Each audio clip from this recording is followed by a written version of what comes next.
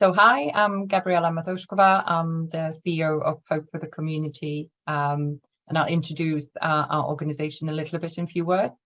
We're a Coventry-based, award-winning social enterprise working to empower people living with long-term conditions such as cancer, long COVID, and also unpaid carers to take control of their health and well-being.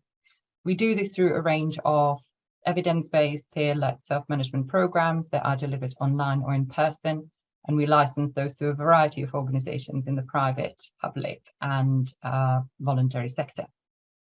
We are Coventry University's research spin-out, set up exclusively as an independent community interest company limited by guarantee with no equity share.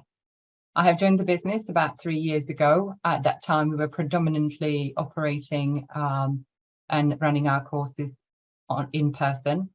But during the pandemic, we had to pivot all of our delivery to online.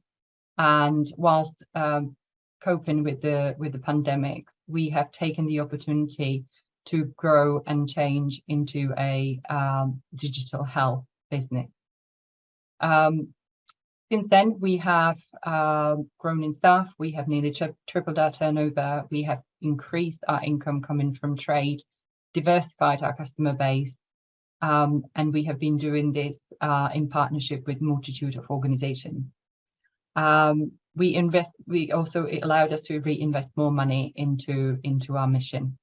We now have about 12 co-produced products on the market that we deliver across the UK, and they are all delivered via our own digital platform. So that's a bit of history about us, but I'm not here by myself. I'm here with one of our original founders, Professor Andy Turner, who will also answer some of the questions today.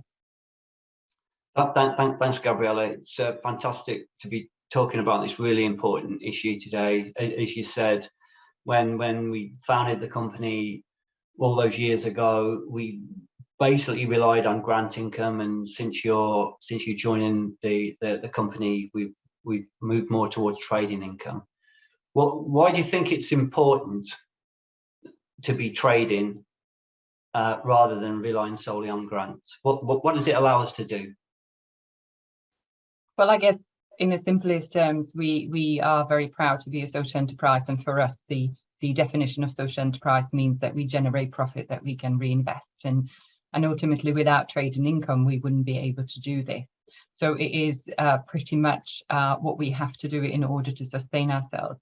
But it's focusing on the sustainability that is really key, because with grant income, it is quite unpredictable. It does not necessarily, it provides very restricted funds. You are limited to what you can do with it, and also where you can use it and how you can use it. So I think the trading income, which is probably for us now shifted more into about 90% of our income, is really important, but it hasn't always been that way. We've obviously gone through stages, and especially during the pandemic, where we have mixed between grant and trade. But ultimately learning over the years that this is now the way that we have got to go forward in order to be able to reinvest. So the same as our programs, it sort of allows us to have control. We can predict, we can plan, we can forecast, and we can sort of do our best to make sure that we license the programs that we sell and sell them to organizations.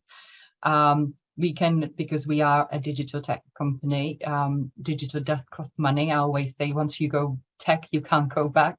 It does require all these upgrades, and we don't have our own in-house team. So of course the costs are always there. So we're able to build those costs into the costing and pricing models of our products. And it allows us to invest into research and development of new products, and therefore be current on the market, as to not to stay with one product only. But it supports our mission too. It's not just necessarily about supporting the business. It's about we can make choices about where we allocate the profit, where we offer discounts, where we carry out activities that have no return on costs for us.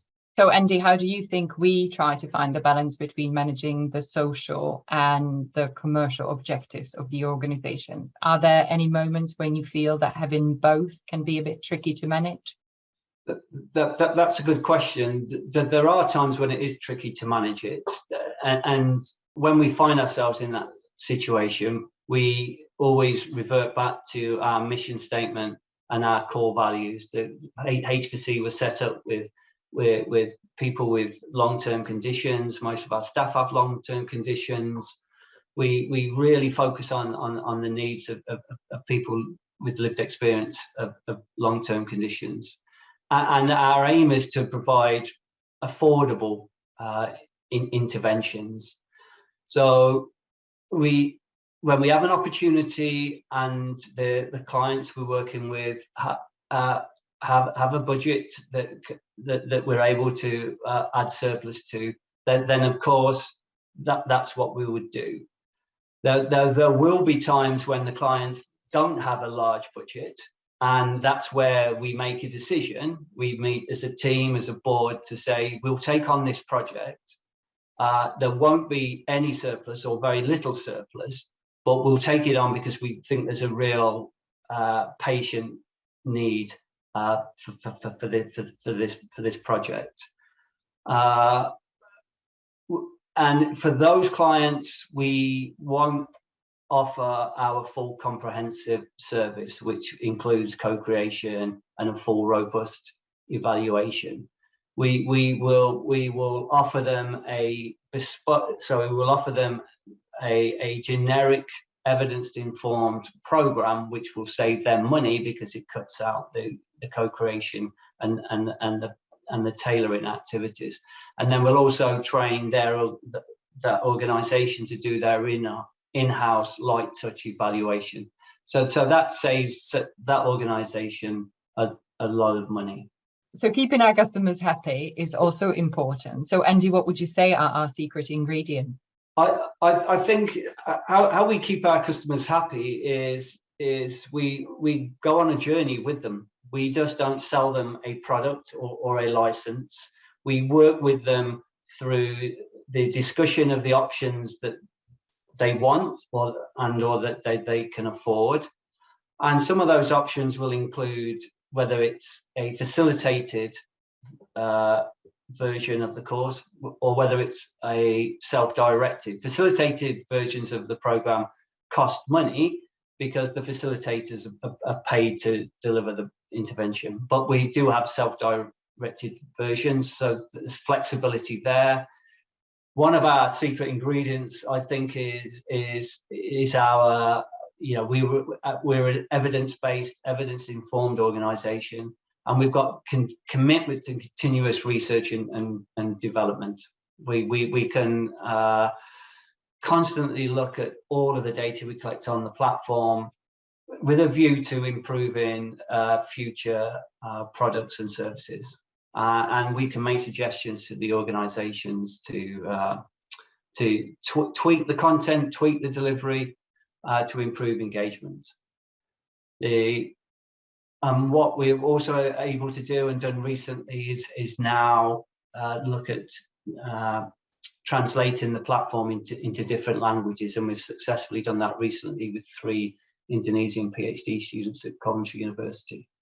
You've done a fantastic job coming in the last few years, swapping the balance of grant income more towards trading income. How do we go about reviewing how successful our trading activities are?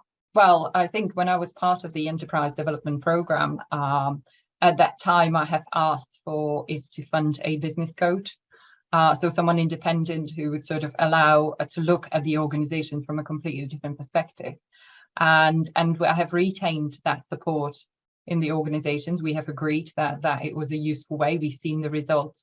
And it's that sort of monthly check-in where we focus first, talk about the business and are we on a target and growth that you and the board and myself and we have agreed.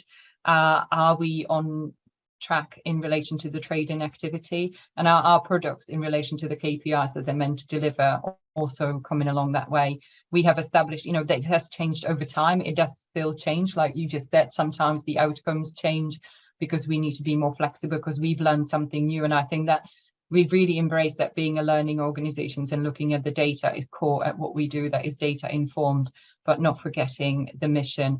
And whilst we do that internally, I guess there's also external validation of what we do. So it's looking at external accreditation regarding our training. So we've got Kismet standard training, and in relation to our delivery online is the ORCA accreditation, as we often trade with the NHS. But those things changed quite a lot of time, and I guess in parts of that, the review and the performance in relation to the training is just an ongoing part of my day-to-day, alongside the operational side with staff. But we're very lucky to have a very good team who are looking at that. And where would you want our trading income to be in say 2 years' time? Well, I think we've got a target set. We are heading towards the £1 million turnover that we started off where, in 2015, where we were as near zero from that perspective. But it's the year-on-year growth. But in the 2 years, and I think this year is a pivotal year. We have secured our largest contract this year from Innovate UK to develop a program to work with the NHS for people who are affected are on waiting lists for hip and knee replacement, which and you are as well. So the lived experience all along the way. And I think this year is really seeing us that we are. This year is for us to embrace, to be proactive in relation to offering our products and services, to have right costing models and pricing models, to make sure that we are aware of any future developments that we need to do. So I think really this year is a pivotal year for us to sort of shift completely to that 100% trading, never disregarding that should we do some experimental work around the technology or any new products that we may dip into the ground income as well.